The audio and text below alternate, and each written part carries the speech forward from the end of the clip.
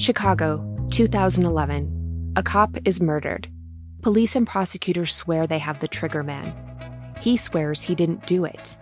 How far will each side go to prove they're right? Like it's just one bombshell after another, where you're like, what? The story of a PlayStation, a brain-eating amoeba, and the relentless pursuit of justice. Off Duty, out now. Listen wherever you get your podcasts. Hi, this is Hannah Berner from Giggly Squad. Have you ever put on a bra that makes you feel like a goddess? Prepare to be obsessed with the Dream Angels Wicked Bra from Victoria's Secret, the iconic brand behind the world's most comfortable bras. And I only wear the most comfortable bras. The bestseller features an innovative sling for perfect lift without padding, and the fit is chef's kiss. Awaken your inner goddess with new colors and super femme lace embroidery. Find out why this bra has thousands of 5-star reviews and counting. Shop it in stores and online at victoriasecret.com. Running a business means juggling a lot of moving parts. And when your communication tools can't keep up, things start to slip.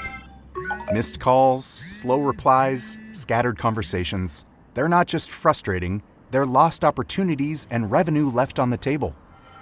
That's where Quo comes in, spelled Q-U-O. Quo is the #1 rated business phone system on G2, trusted by over 90,000 businesses.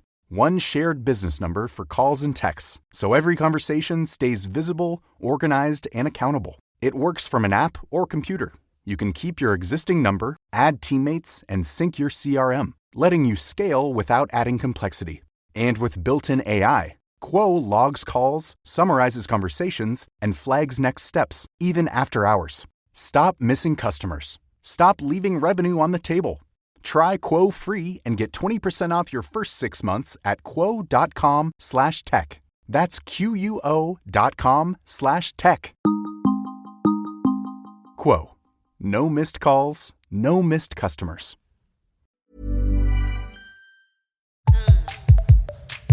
Hello, and welcome back to the Psych Legal Pop Podcast. This is a podcast where we talk about popular culture through the lens of an attorney and a therapist. I'm the therapist, Tess Brigham. And I'm Brooke Brigham. I'm the attorney. And we are back with, and just like that, Season 3, Episode 2, The Rat Race. So, Brooke, thoughts, high level. Well, there were parts of this that I liked. And, some parts I'm a little frustrated, really frustrated with this Aidan thing. But it appears that Carrie might have like a new flirtation situationship thing. I don't know. There's a lot going on. They definitely like are throwing a lot of stuff out there. And then where's this going? Yeah, a lot's going on. And yet at the same time, it's a bunch of stupid stuff. Like stuff that you're like, I don't quite understand why are we doing this? After my big epiphany last week, I realized I need to stop seeing this as Sex in the City. And I need to embrace this as this is stories of middle-aged privileged people, living their best lives in New York. Privilege problems. Yeah. How do you embrace it? But and I think that all the relationship stuff, which has always been the most interesting part of Sex in the City and Just Like That, right, is interesting. I just feel like, what are you doing to Charlotte? Why are you making this woman... Charlotte has a lot of interesting things going on. She works full time. She has these 2 kids. The 2 kids are very different. One's going off to college. You've been married for a long time. And this is, and Charlotte's got stresses and things to say and things to do. But her biggest stresses in her life are her dog being falsely accused. Thank you. Falsely accused.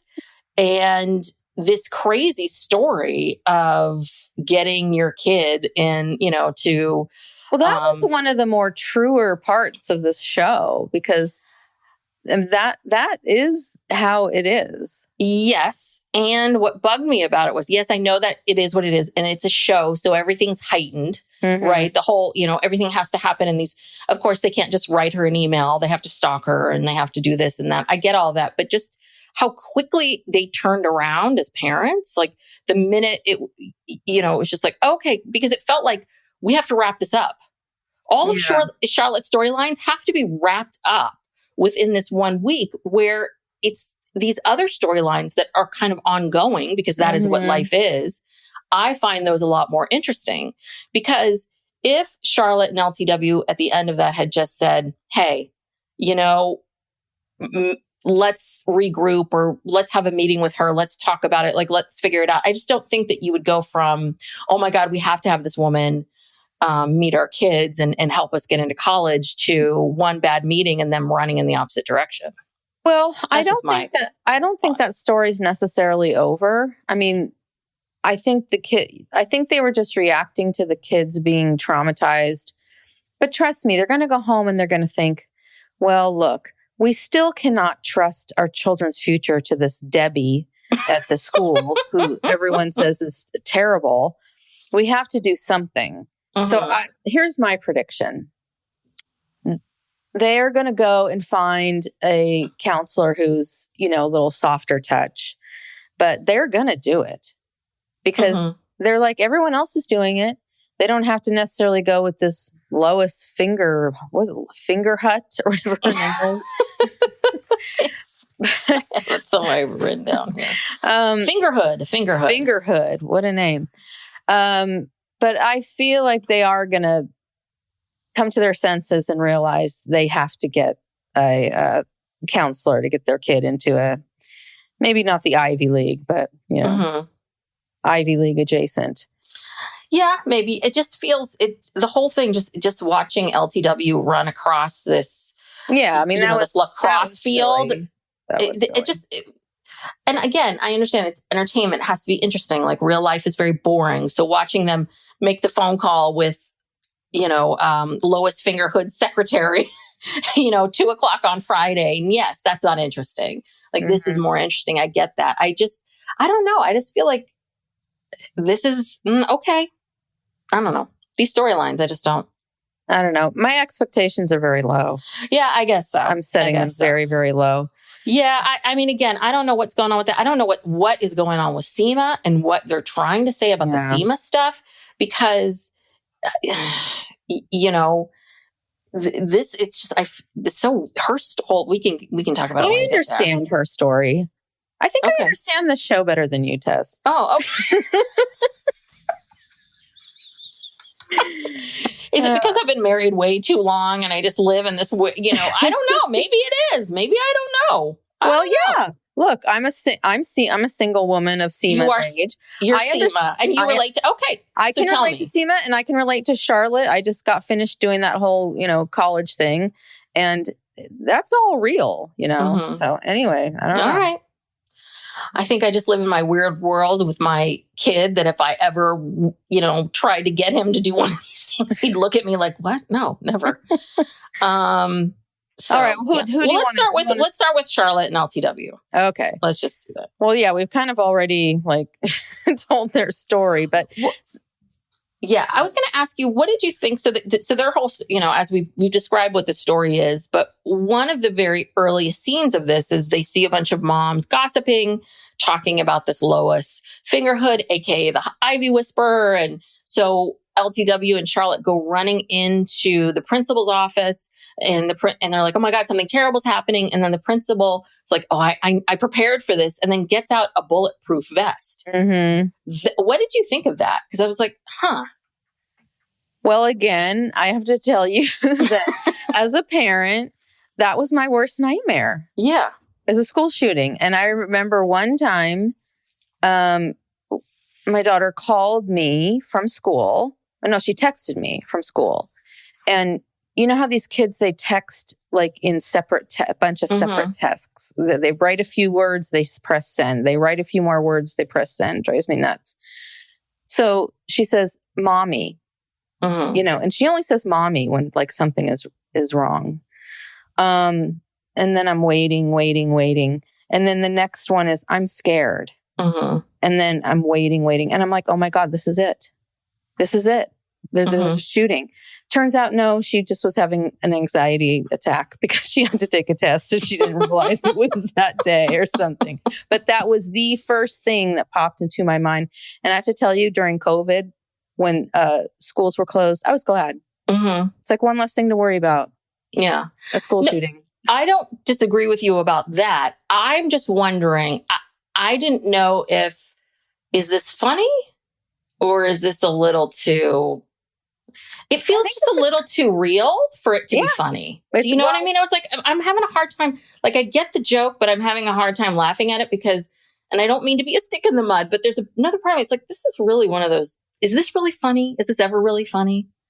I don't know if it was meant to be funny. I think it was because they're in a panic and, you know, he's just picking up on that panic. And as the head of the school, that's the first thing. What is the worst thing that could happen as being the head of a school? Yeah. No, you're right. Shooting. Probably that. Yeah. So I don't think it was meant to, I don't think they meant it that way. I just, again, I think it was those two moms, the writers, you know, Eliza and, I can't remember the other, you know, we're going to get in trouble, Brooke. We don't know names. I know. Brooke read a bunch of our reviews and I'm so mad at you that you told me about those reviews because now they're stuck in my head and all I think about is we're a lazy podcast. Everybody. Someone called us lazy podcasters because we can't always remember like every single character's name or every person's name and everything we watch. So I guess we're lazy podcasters, but anyway.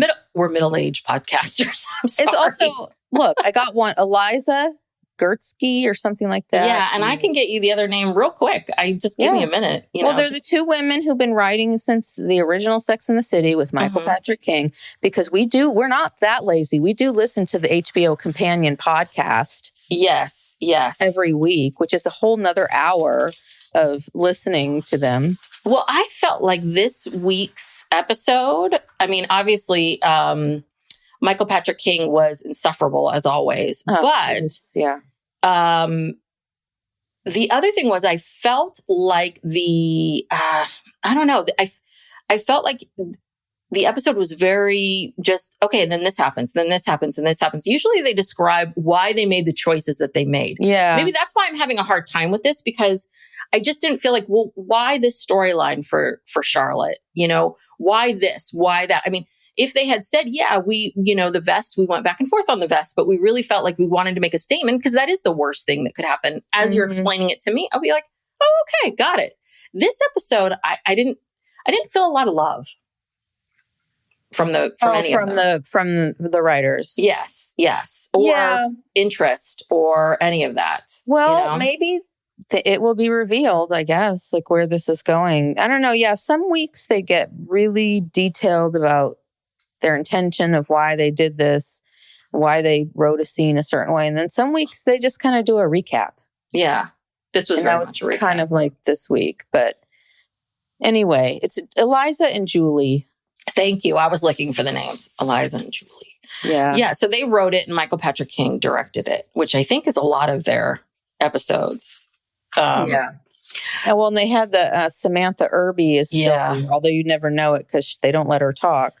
And she's the one I find the most interesting. Like she's the one that I want to hear from. Yeah, she made some really good points this week. So anyway, okay, so even the principal acknowledges that. Okay, so they have this school-wide rule that you're not supposed to use any outside college counselors because the school has their own counselor named Debbie.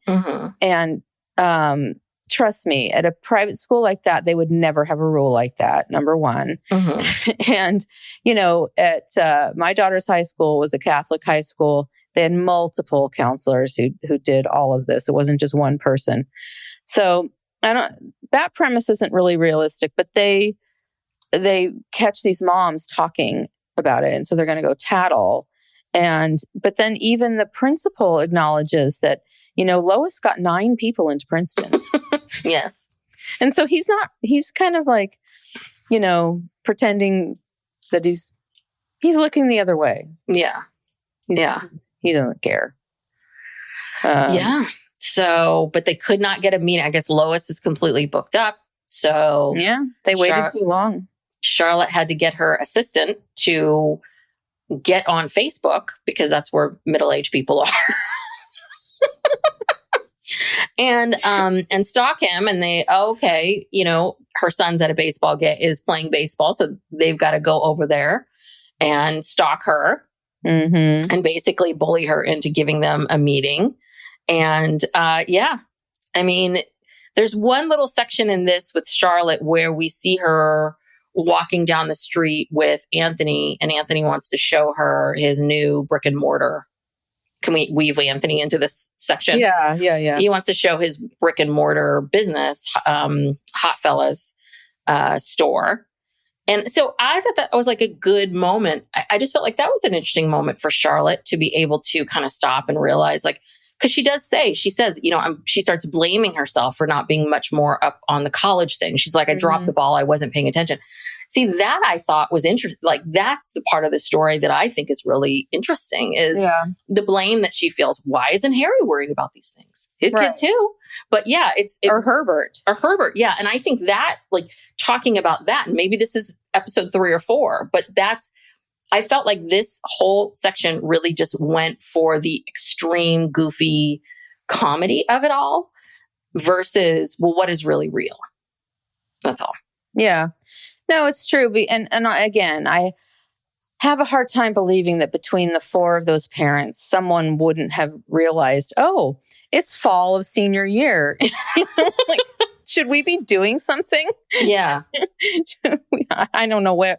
I don't know where in time this is. Actually, might even be earlier because these things, they push them on you, as early as possible. So. Yeah, I'm sure it's like they're both juniors or something, and it's spring of junior year. I'm sure that this is the time to start doing it. And Charlotte's always had this storyline around keeping up with the Joneses and trying to fit in and doing, being the Uber mom and all of that. I think it would be interesting to see her, right, balancing being this uber perfect mom and working and doing everything. And then she's got this friend who's like, I don't even see you. I never hear about you. You're always talking about yourself and your damn kids. I want to show you something. And then she's just very, like, dismissive. Like, oh, okay, great. Let's go look at your store. Yeah. And we don't even at least this season, we haven't even seen Charlotte at work yet. Yeah. But except when the assistant was working into Facebook. Yeah, we haven't at all. So is she still? Yeah, I guess she's still working at that gallery. I don't know. No one did the whole, like, slapstick stuff as well as Kim Cattrall. Like, no, you know what I mean? It's like nobody could do it as well as she did. And so she always made all of those scenes, they never felt ridiculous. She just was so good. So I think that's the other part of it too, is maybe they're still doing the same sort of slapsticky things, but it doesn't work as well. Yeah, Charlotte, she's trying to be, like the funny slapsticky person, and it's not working. And then Seema's trying to be the sexy slapstick. You're right. I mean, Kim Cattrall, she did both. She did it all. God bless her. Yeah, I mean, she, and it is. I'm sorry. There's a big hole. There is a huge hole. Yeah. And they've tried to bring in how many people to replace it, and you can't, because she was so confident in herself, but still very human and could laugh at herself. And, she was so good and just, I don't know, she was just so good with and they made her do crazy stuff, like buck naked, just crazy. I mean, she was there she was good. So she got paid extra for all that. Yeah. Did he? No, probably not. Okay. So now they're on it. They've got this appointment. And so Charlotte is trying to call Lily. Now Lily is back at the ballet studio playing piano and staring at her new crush. Yes. I don't know. Does he have a name? Oh, Diego. The dancer. Yeah. So they're making eye contact and there's this sexual tension and the iPhone is just buzzing. Charlotte trying to reach her because there's this important meeting. And then when Charlotte can't reach her, she goes to the studio and barges in and finds Lily and Diego making out in the stairwell. Oh my gosh. So very, very dramatic. And like, because she has to go to this meeting like right away, like right then. I don't know. That was also weird because I was thinking to myself, what, Lily, why do you have your phone on the piano? You can't stop and take messages. There's a ballet going on and you're the piano player. You have to keep going. Yeah. I don't know. Well, they needed it. They needed it for the scene. Yes. And then LTW does something equally as, cringy. And she goes to the lacrosse field or whatever it is and runs across the field and, fetches her son. Yes. For this meeting. So the kids meet with Lois and it's just a total disaster. Yeah. Basically, she tells them that everything that makes them unique and special is not unique and special. And they've got to start all over again, which for a junior in high school with all this pressure, that is the most disastrous thing you could ever say. Oh, gosh. Is everything that you've done up until this point is pointless, Well, she told them that it's no longer a good idea to be really well-rounded. Mm-hmm. Okay, so then what does that mean? The opposite of that would mean that you only do one thing. You pick one thing and you do that for all of high school. Mm-hmm. Is that what she means? Yeah. I mean, and this was the other part of it too, is I felt like, okay, you're just picking the most extreme responses to make it so that she's such a monster. And, you can't possibly have your children work with her. Yeah. And what did she say? She told, God, what's Lisa's son's name? Can't think. Herbert Jr. Oh, Herbert Jr. She tells Herbert Jr. that he's inauthentic. And then she made another comment towards Lily that seemed to be a racial. I thought she was trying to say that, I don't know. I took it that way, like inauthentic because what? He's not black enough, not white enough. You know what I mean? That's how I took it. And then she made another comment about Lily that I thought was racially kind of weird. Do you remember that? Yeah. Yeah. Just about, I shouldn't tell them that I'm Asian and I shouldn't tell them that I'm adopted. Yeah. Yeah. In her application, I guess, in her essay. Mm-hmm. Yeah. I thought that was weird. But anyway, it freaked them out and that would freak any kid out. And yeah, that's the worst. Again, because of COVID, my daughter was spared a lot of this and she was spared having to take the SATs, which she had started just before. She started the prep class just before and it was like pulling teeth. I think she went to like two classes and she was just not well. Thank God we didn't have to go through that. All right. So let's move on to Seema. All right, Brooke, explain Seema to me because I don't understand her. Well, I mean, I think the matchmaker pretty much explained herself to her. She said, yeah, you want a man to take care of you, but you want to be in charge. You want this, but you do this. And that is the dilemma of, the modern professional woman who, does want to maintain control and be in charge and has trouble letting go. And but then the matchmaker, Sherry O'Terry. Is it just me? Did she get a lot of plastic work done? Surgery? Because Sherry O'Terry doesn't look like Sherry O'Terry. I mean, it looks good-ish, but it doesn't look like her. She kind of looked like a smoothed out Sherry O'Terry. Yeah, and but slightly. But do you know how then they kind of look slightly different? Like when you see Jennifer Aniston, you're like, yeah, I know you're smoothed out and you're still Jennifer Aniston, but like your face is a little different. It feels a little different.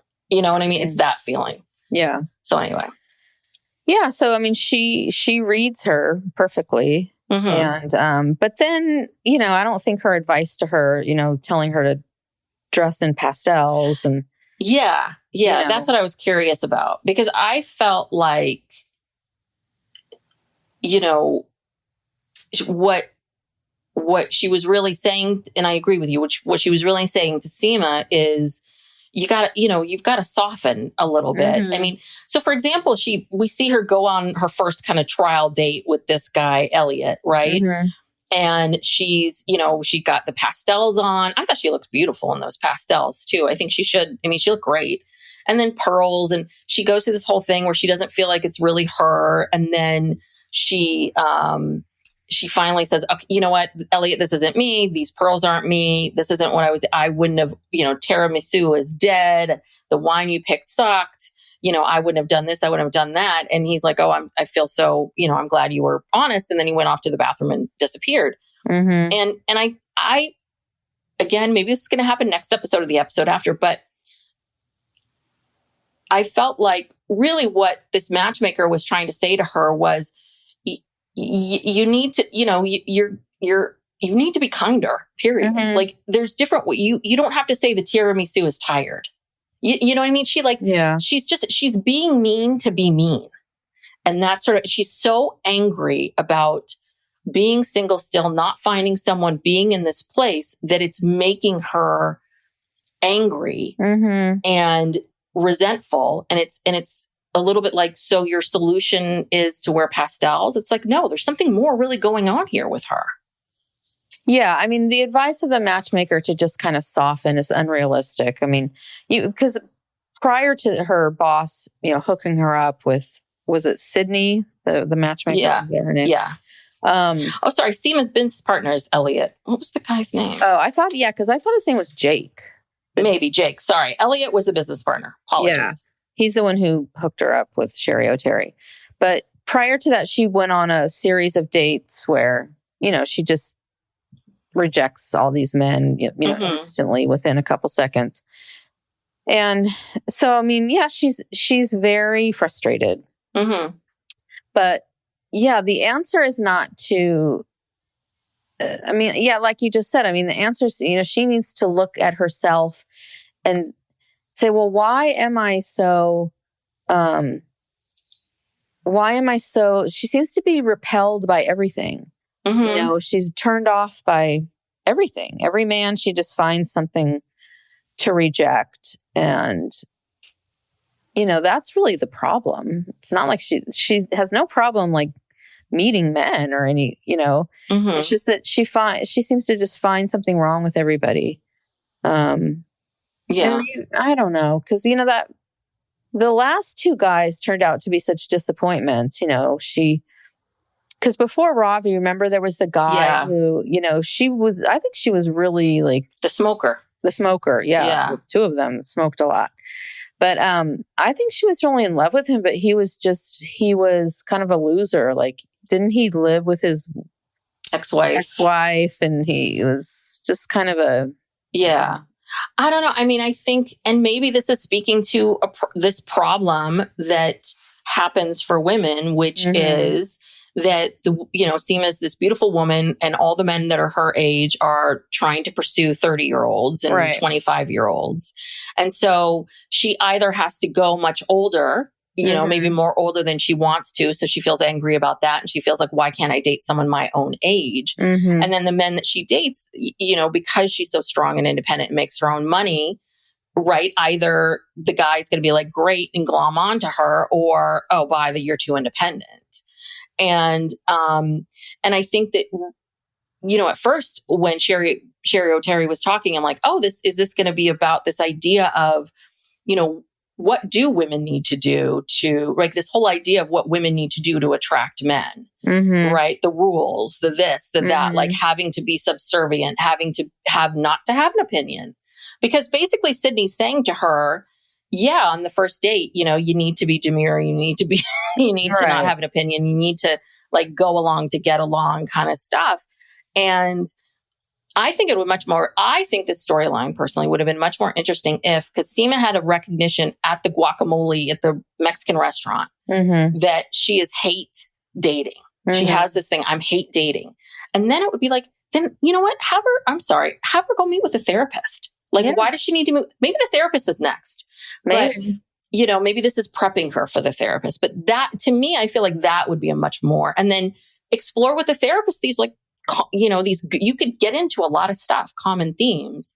Did you ever watch Insecure? Yes. So you remember her best friend who was in therapy in and out. And that was a really interesting storyline of her friend who, right, same thing, very successful, beautiful, had a lot of expectations, expected a lot, wanted everything, wanted everyone to be everything. And the minute they didn't give it to him, she was like out the door, and then she's resentful. And we saw her over the seasons work on that in therapy. And I thought that was really, really interesting. Yeah. Yeah, but it's a big problem because, like you said, a man, especially a man who has money, yes, it doesn't matter what age he is, he can get someone who's 20 to 30 years younger than him. Oh yeah, simply because he has money.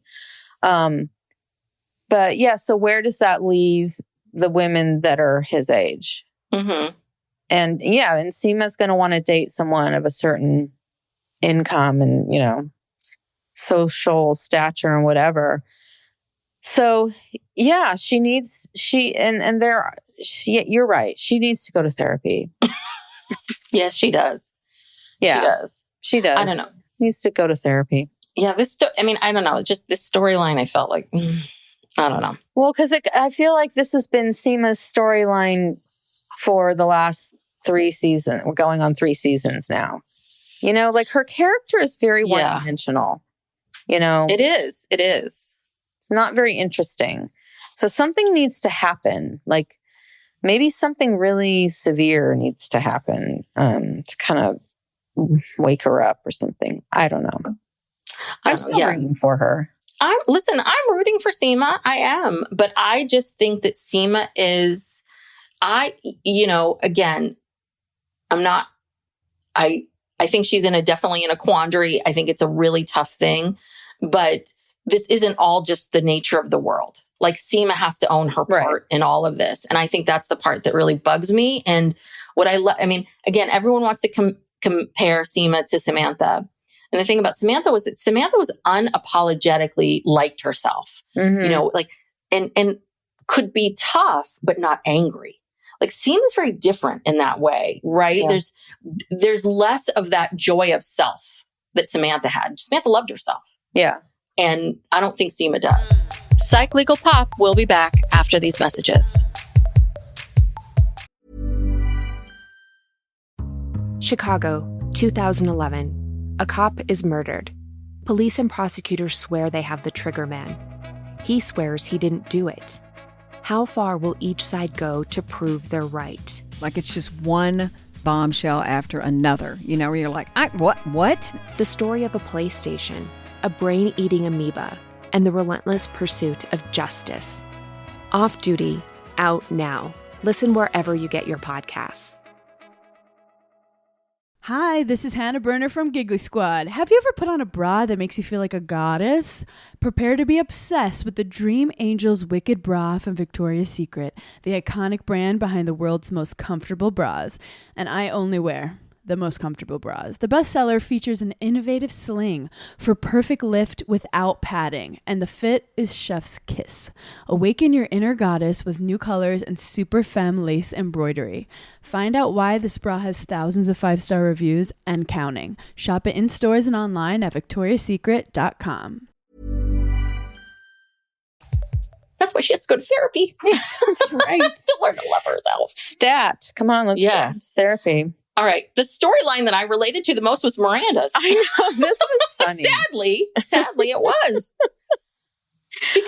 Because it took me a minute. I had to rewind. I'm like, the name of that show is By Bingo. Yeah, they didn't explain. Now, is it by BYE? By BUY? It's BI. Right, I know. I eventually figured that out. But I was trying to like, what? And I didn't really get the premise. I think I missed like what the description of the show about, that it was bisexual women on an island or whatever it was. Mm-hmm.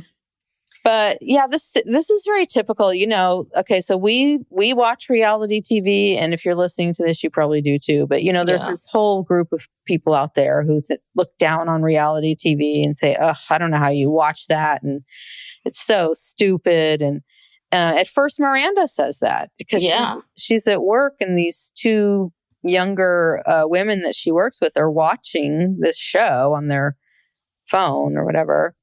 And it's a reality show where is it bisexual women and men, or just bisexual women on an island and hooking up? Yeah. I mean, I think basically obviously I don't watch Love Island, but I know a lot of, so I've never really watched any episode of Love Island. I know people love it, but I think it was sort of like they were doing a Love Island, but let's make it bisexual because Miranda's bisexual, but they don't describe anything else. Like that's it. Okay.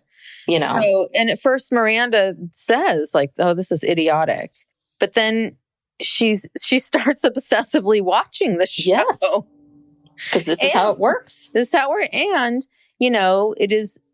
I don't know if there's any scientific research on this, but anecdotally, people say that people who watch reality TV, especially women, are usually very intelligent, and it's because it comes from a place of curiosity, of wanting to see, okay, well, how are other people living and what are they doing and what are they willing to do for love? And, why do they have these, then they start getting into, well, why can't they find someone? And what, things we're talking about here. And, people like Roxane Gay, who's one of the biggest feminists in the United States or in the world, loves The Real Housewives. Yeah. And, a lot of very, and so it didn't surprise me that, they use Miranda for this storyline, because I think it's probably something that the writers have talked about. Yeah, I'm sure. Well, and she also has a history of getting into TV shows. Remember Jules and Mimi? Yeah. And, I mean, she has a history of being really into this kind of stuff. So you could see it for sure. But I assume that this whole storyline was a way to continue to propel Miranda's storyline. I mean, I think we're looking at like she's eventually going to at least have a date with this Joy, the British BBC reporter that she's interested in. So maybe this was sort of the bridge that needed to happen in order for Miranda to get pushed to ask Joy out, because Miranda gets hooked on the show. She goes to lunch with Seema and Carrie, and this one we all know really well because there's all these shows that only we watch and that we have no one to talk to. Right now, for me, it's The Valley. Brooke doesn't watch The Valley. I don't know anybody else that watches The Valley. So I'm just talking to myself about it or anyone that would listen to me. And yeah, that's what happens. And then suddenly someone overhears you and you're like, I have a kindred spirit. Yeah. Oh, good. You and I are on the same page. That's great. And then let's get into it. And I do think that is, especially these reality shows. And if you think about this in a very big kind of meta way, all of these podcasts that we do are like these reality shows all bond us. Mm-hmm. They have it bonded all, it's bonding you. If you found us through Sister Wives, like it bonds us. Mm-hmm. So. Yeah. So she bonds with the guacamole girl. And then of course I thought this was, again, I don't know if this, like you said, if this is part of trying to propel her storyline, but she assumes that the guacamole girl must also be at least bisexual because she's so enthusiastic about this show and loves it. And they're talking about it. Mm-hmm. And so Miranda asks her on a date and she's like, "Oh, I'm married with kids." I mean, so why would Miranda assume that because she watches a show about bisexual dating show that she's bisexual? Well, I think of Miranda, and this is what I was hoping to hear them comment on the podcast, the companion podcast is this part of the process for Miranda of, we've watched Miranda date men. Now Miranda's dating women. What's the comment? Are you trying to comment like, yeah, it's just as hard, even though you think maybe it might be easier with women, it's just as difficult and just as hard to read. And that she maybe with a man, she would be flirting and they would have this flirtatious banter. And that would mean that he was single and interested. And maybe is she Right. realizing now that with women, that might be a little bit different because, and I do agree with that because women are a lot, right? Like women can be very friendly and curious and curious and interested and Yeah. asking questions and like, Yeah. you know, that kind of thing. So it is easy to get that mixed up. So I kept thinking they were going to comment on that, but they didn't. So Yeah, that is interesting. That's an interesting point because I know, like, you know, being a woman, especially when I was younger, anytime I would talk to a man out in public, I felt like they thought that was some automatic signal that I was interested in them. I got to the point where I just started being rude to people because it's like, just because I'm pleasant to you and I'm making conversation, I'm talking to you, doesn't mean I want to like go out with you.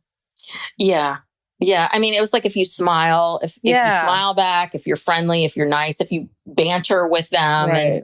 But even like men who you might say, or you might meet socially and you might just say, hey, well, you want to grab a cup of coffee? It's like, this isn't a date. Like, you know, I can resist you, pal. And that's the thing. Men are so unbelievable too. I don't think that we want them, you know, I mean, but yeah, it is true. I mean, I think that is always it's always in the back of everybody's mind when it comes to men and women. So how is this different for her now that she's dating women? You know? Like, And are you being nice to me because you like me, or are you just being nice to me? And also, what is, you know, I would also like to hear, because I don't know, I am not up on all of this, but if you are bi, I would assume that when you're out and about in the world and you're single, you are looking for whatever connection that you're going to make. If it's male, great. If it's female, great. But it seems a little bit like Miranda's really, but to me, it's like, no, it seems like Miranda, you want to be with women. It does.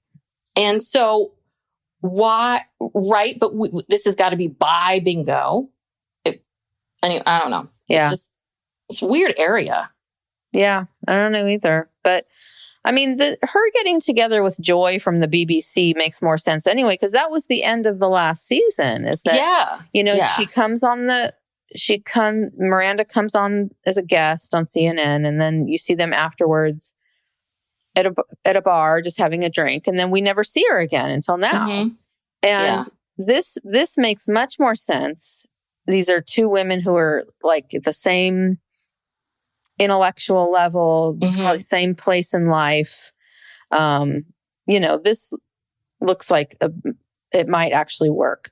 So, and you know, she joked with her. She said she took a nun's virginity last week. Like, didn't seem to really faze her, but yeah, I think it would be much more interesting to have Miranda explore, right? To have Joy maybe in the office more and explore that and this, right? Because Miranda's like, but we're working together. Is that okay? And but you know, maybe the other thing too might be like, oh, I really like this person, and I feel like maybe this could be a really serious person. Do I want to get into another relationship? A lot of times people won't date certain people because they know, I don't want to be in a relationship, and this is a relationship person. Right. So, I mean, all of that would be interesting too. I don't know why we have to take a pit stop on bi bingo and guacamole. I don't know.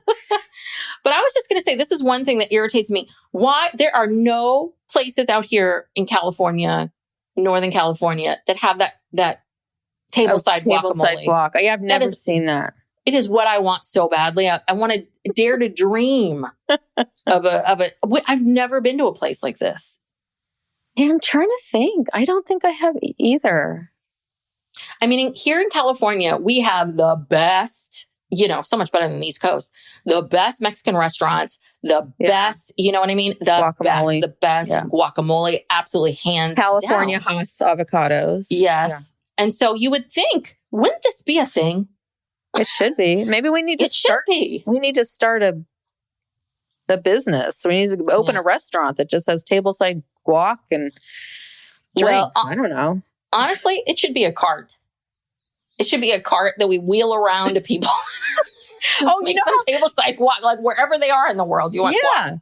Well, you know how when you come out of concerts and sporting events and they have the hot dog vendors? Yeah. We could have a guac, cart where we... Well, would a really drunk person want to sit there and like wait for us to mix the avocados together? No, we could just kind of keep it rolling, so that it's always, it's constant. But you know how like you're out and about and maybe you're out and you're having a drink and you're there. Sometimes you're like, I'd like a little chips and guacamole, but you don't want to have to order food. And you also, a lot of these bars, how good is the food going to be? You could just be this tableside guacamole person. Like, oh God, the possibilities are endless. Yeah, they are. All right. Well, we'll get moving on that. Yes, our next career. Yes. Okay. So let's get to Carrie and Aidan and Carrie and the, what was this guy's name? Adam Gardens.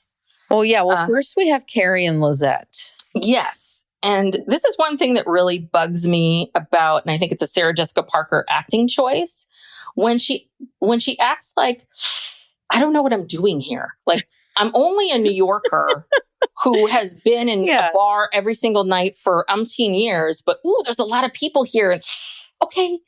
Yeah.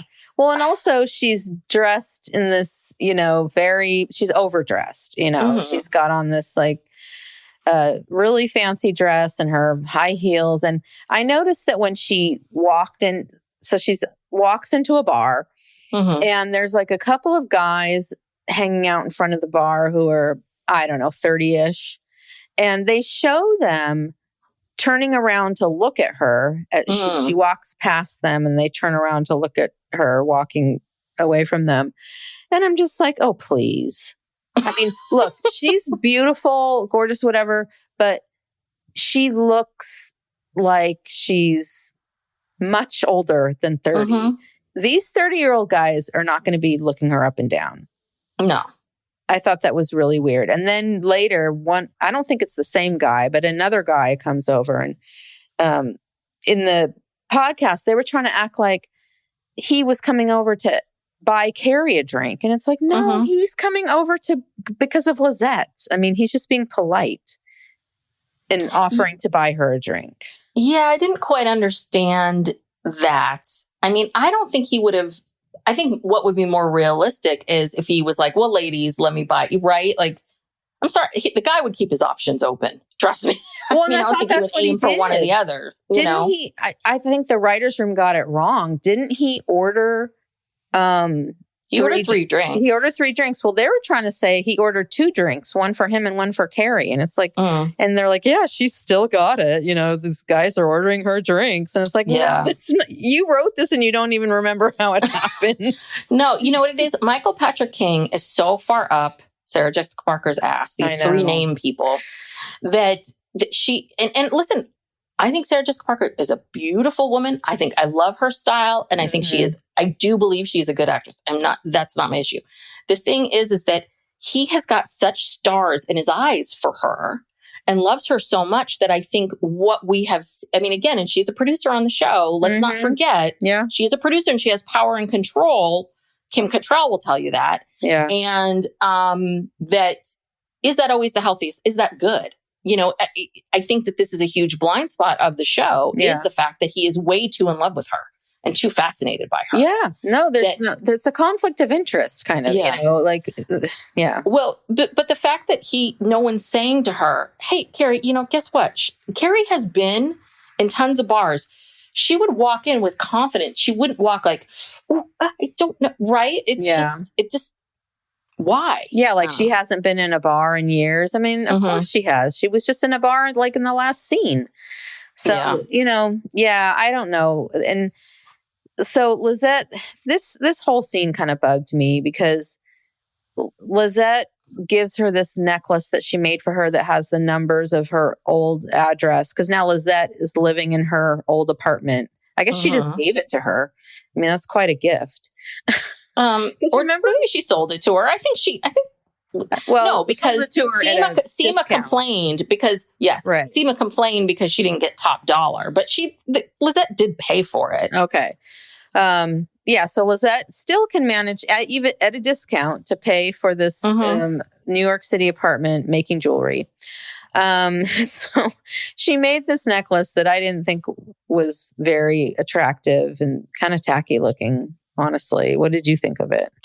Yeah, I mean, I don't know. I had a feeling that when Lizette said, I made you something, I knew it was going to be jewelry. And I knew it was going to have something to do with the apartment. And what they were saying to us in the writer's room, the podcast was, oh, we want to keep that old apartment alive and well in the series. And I got that. I get it. No one's going to forget about it. I don't know why you need to keep it in our minds. We're not that dumb. Forgotten. Yeah. Because we all know, and when we get to more of what's happening with her and Aidan, she would be moving back into that apartment very soon.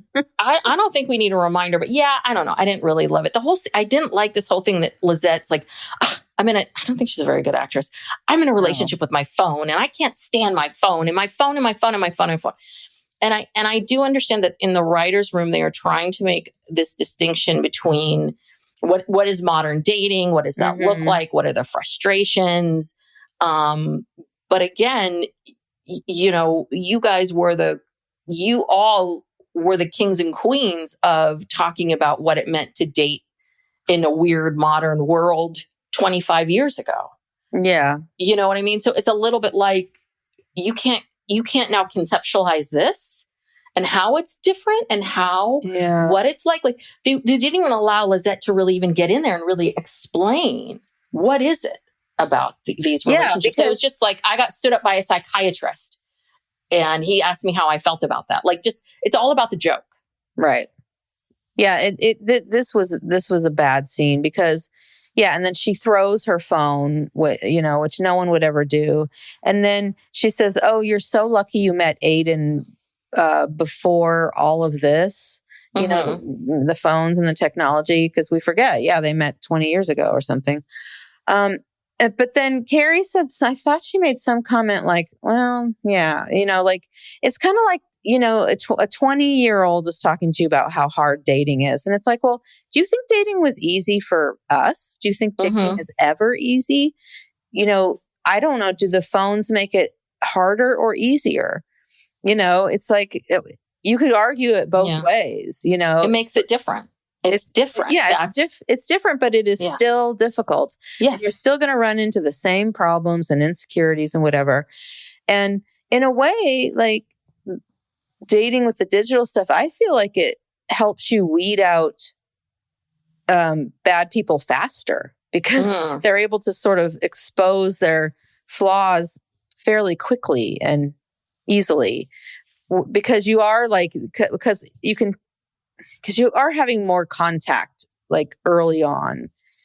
Whereas, if you have to wait for some guy to call you on a rotary phone and, and then be home and you happen to be home when he calls, you get the call and he's like, oh, hey, you want to meet, you want to go out Friday night, and then you got to wait until Friday night and he drives over and picks you up. I mean, I don't know. That takes a while to figure out that guy's a weirdo, but you can figure out if someone's a weirdo online pretty fast.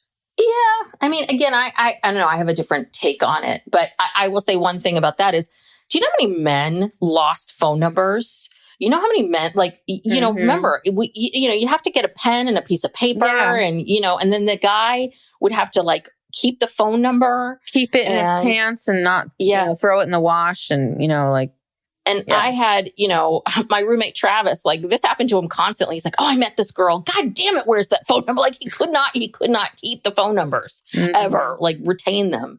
So, I mean, that is a real thing. But I always say about modern dating, what's different is that unfortunately, the way it works now is nobody is in real life. I think dating would be a little bit better if in real life people were still doing what we used to do, which is keeping their heads up and looking around more.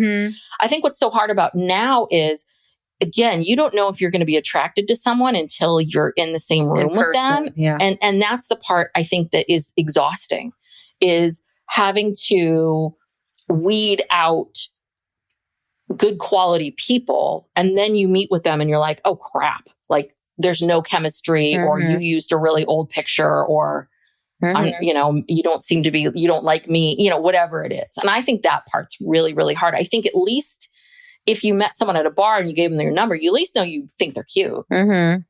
And you had an interesting enough conversation. But yeah, I don't know. It's I'm not quite sure. I don't know why they have this Lizette character and why they're keeping her. Not really into it.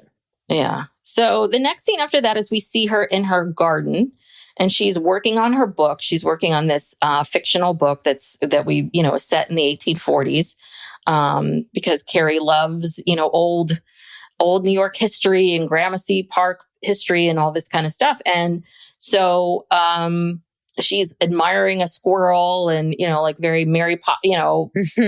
Snow White, Mary Poppins. And then all of a sudden, these rats start come, out of the woodwork from all of these bushes.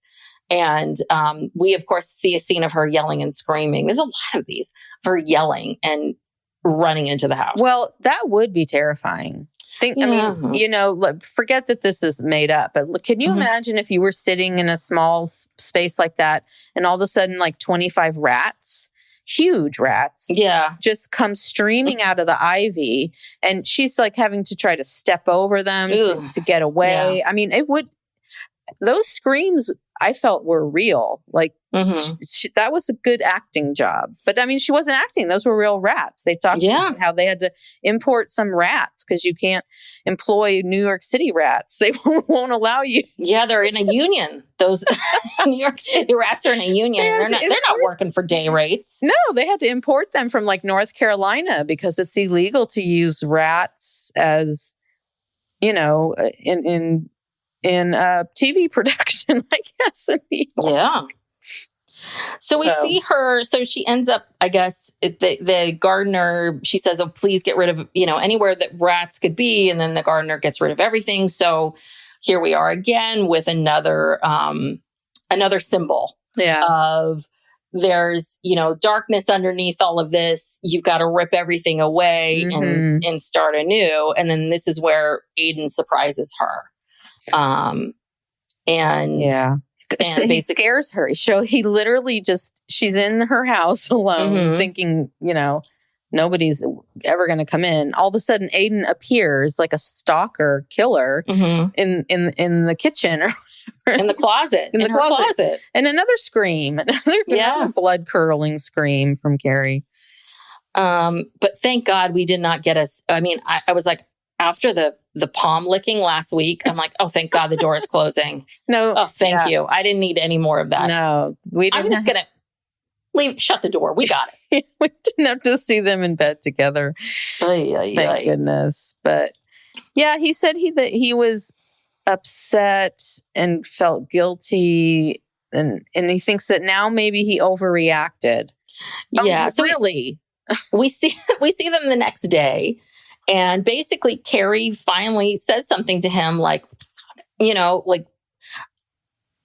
basically, because I think she's happy to see him, but she's also super frustrated because it's a little bit like, oh, so thus far, this entire relationship has been on your terms. When you want to have phone sex, when it's convenient for you, you're going to drop in and scare me half to death. I'm supposed to drop everything. Yeah, and what are we doing? What's going on? So it is good that he finally admits, like he does own the fact that he overreacted. I went too far, and I'm sorry. Why did it take all of this to get him to say that? Like if she hadn't challenged you, would you not have said that to her? Do there's a little bit of this, again, that's the part that doesn't feel right. Like, again, I think I could see someone overreacting and getting a little crazy and feeling like, okay, no, we can't do anything and running off and then making and then realizing, oh, that was too much. But it doesn't seem like he realized that. It's a little bit of, he realized it's too much, but he's not letting her in on that, if that makes sense. Well, and it's not like he's saying, he's being very nonchalant. Like he's something along the lines of, well, you can contact me whenever you want. Well, no. That's not very helpful. No, because one time she called and you couldn't talk. And, there's going to be a lot of times when she's going to call and, you're not going to be able to talk. And she's afraid to even text him. She keeps doing all these voice texts and then deletes them. Because it's almost like she's afraid to talk to him. She doesn't know. Oh, is this too much? Is this too much contact? Are you, she's really in a bad place. Like she needs to get out of this. She needs to just say to him, I mean, this is just, this is awful. You can't live like this. She needs to say, either we talk about this and we find some kind of arrangement that works for both of us, or I guess we can't be together because I can't live like this. She can't live like this. It's terrible. And yeah, she is reverting back to Carrie and Big. Yeah. She was reverting back to feeling like she needs to tiptoe around this man. Don't ask for too much. Don't demand too much. And if you keep going on like that, then, just take in the crumbs that he's willing to give you. And that was what was so shocking and such a difference when we met Aidan, and why they introduced Aidan to begin with, I believe, right, is to show this is what it's like if someone really loves you. Yeah. Like if someone is available to you and loves you, they'll show up. They're not going to make you feel. And that the fact that then way back when in the series, we saw Carrie getting, too in her head and pushing him away and doing stupid things and cheating on him and some of these other things that she did. So it's a little bit like seeing her in this situation again. It's like, oh God, you're back to where you were with Big. And does that feel right? I mean, and again, I don't know. I don't know what it's like to suddenly find myself single at 50 some odd years old. Like maybe I would do the same thing. I don't know. But it feels a little bit like this Carrie that we meet today, this 50 some odd year old widow, would stand up for herself a little bit more. Yeah, I think she's still in shock because when you think about it,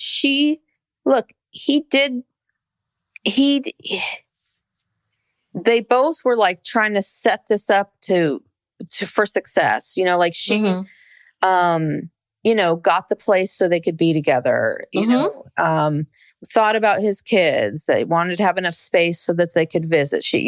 They were both trying to set this thing up to work. And then Carrie just gets the rug pulled out from under her, and I think she was just shocked. I think she's still in shock and still doesn't really know how to deal with it. And who was it? Was it? Well, like Lizette, like by saying that, oh, you're so lucky you met Aidan, before all this. Like, I think there's part of her that feels like, well, I should feel lucky that, I have this man, but it's like, he's not even here. Well, and the other thing too is she didn't even tell Lizette what was going on. Yeah. She didn't say, well, actually I don't, this is what's going on. Right. She kind of brushes off that and wants to talk about the history of her apartment. So yeah. And this was one thing so they're talking about this. And did you also notice, and this was last week as well, a lot of the our place. So she eyes a table. She's like, well, we need furniture for our place. What do you think about this table? And, Aidan, a furniture designer, just gives it a thumbs down, which I thought was like, I feel like if he was going to have an opinion on something, furniture would be it. But, but she points out, which is absolutely true, texting emojis to each other is not a relationship. Yeah. And again, we're back to that same thing because, that is the problem with long distance relationships is two people are living two different lives at two different times. And it does make it hard to figure out when do we communicate and how do we do that. And then he's just Mr. Casual over here. Well, yeah, sure. Anytime. Yeah. And then he takes off. He's out the door. We don't know when he's coming back or when we'll see him again or when she'll talk to him again or anything. And the next time she makes contact with him, he just sends an emoji. Yeah. This is not going to work. And also the other thing is buy the table, Carrie. Buy it. You can afford it. You don't need You have more money than he does. So you're the one who's you're living there. He's not even living there. So whatever. And I think, again, what we're seeing is, I mean, they speak to it a little bit in the companion podcast, but I think what they're trying to show us or tell us is, she made a series of choices based on a different future, a different garden. Mm-hmm. And now this garden looks very different. And she's sort of faced with, what are you going to do? Yeah. And I do understand she's still in this state of, I don't know what I'm going to do. I don't know what to do. I just feel like I feel like they're doing a little, I understand she's processing, but I feel like she would be a little bit more willing to put herself out there and say, no, I'm not willing. Yeah. I mean, she's not speaking up at all. She's not. She's just, and again, I think she's in shock, doesn't know what to do because she doesn't want to lose him. No. But she also knows that this is not sustainable. Yeah. So then we meet this new guy, Adam Gardens, who is I guess a native New Yorker and a landscape architect who works on celebrities' gardens, other New York celebrities' gardens. And so and again, they show us, right, they're trying to sort of show us this parallel between her and Aidan and her and this guy, Adam. Like, he is there. He is physically there. He's staring at her. He's having a conversation. He's being present with her. Mm-hmm. He is giving her everything that Aidan can't give her in that moment. And I don't know if he's going to be like a romance. I think he's cute. And well, she definitely seemed to like him. Yeah, because he's a cutie. She was flirty. She was flirty, and I mean, I don't think they introduced someone like this unless it's going to go somewhere. But she says this metaphor, kind of sums it up because he's asking her, well, what do you want, in this garden? Mm-hmm. And she says that she doesn't know what she wants. She liked things as they were. Yeah. Yeah. That was it. Because when she bought the house, that was the vision. Mm-hmm. That was the vision. Yeah. Yes. Well, that's a lot. Yes. It is a lot. So we've covered it all. Yes. Well, and for a show that we criticize a lot, I still do enjoy it. We just talked about it for an hour. Yeah. No, look, I love this show in all its iterations and I will always watch it. But we're just watching with a critical eye. Yes. Yes. And we've known these characters for so long that, it's very normal to feel some kind of allegiance and wanting to see them be who, be the best versions of themselves and be authentic to who they are and all that stuff. So, yeah. And, I was watching, I was listening on XM radio to the Andy Cohen. He had he had a show with all of the actresses. I saw some clips of that. Yeah. Yeah. And of course, he's very good friends with Sarah Jessica, as he also calls her. And it's so funny how we're all talking about these characters as if they are real people, and even the people playing them, talking about them like they're real. And we know so much about, we're pulling back from, 20 years ago when this happened to Charlotte, I mean, this has really been like a long-term investment, because we've been watching from the beginning. We've watched it in real time, got together every Sunday night and turned on HBO and watched it for the 20 or 25 years, whatever it was. And these people are just part of our lives. Yes. Well, and if you want to be part of our lives, look at that transition. Yeah, that was a great transition.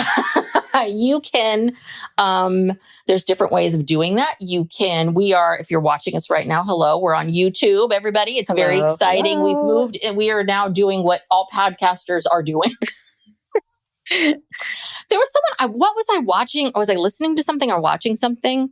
Maybe it was like a TV show or something where they were saying, if your podcast isn't on video, then you're just wasting your time in the world that we live in today. I'm like, oh, geez, thank God when you did. Yeah. Right on the edge there. Almost didn't make it. Yeah. So we're now viable. But you can support us in different ways. You can write us a review. Please, only write. Look. Oh God, the Only review. nice I hate that you read the only. reviews and tell me about it. I really do. Well, I'm trying. I thought I was going on there looking for some good reviews. I was trying to make you feel good, so I could tell you. But no, but you know why I did that? Sorry to get waylay. I did that because since going on YouTube and since getting our social media more okay, active, that's true. we've gotten a lot of really positive feedback. And so I was like, oh, this is great. And I just thought, well, let's see what's happening over here. Well, not at Apple Podcasts. Apple Podcast skews very mean.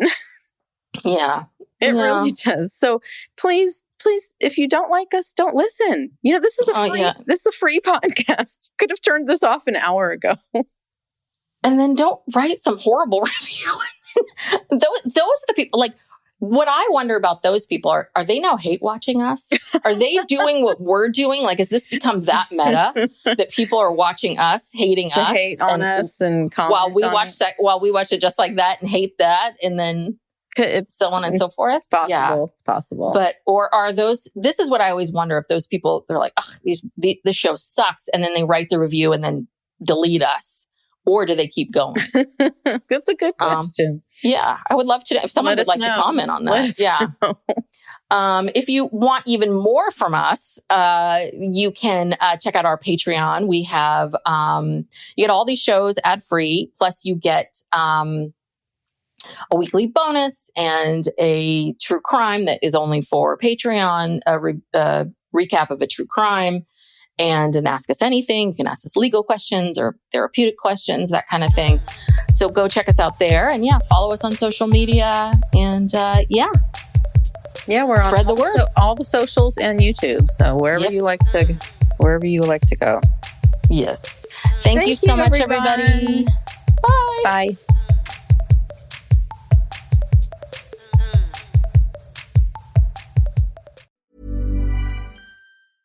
This message comes from Jackson.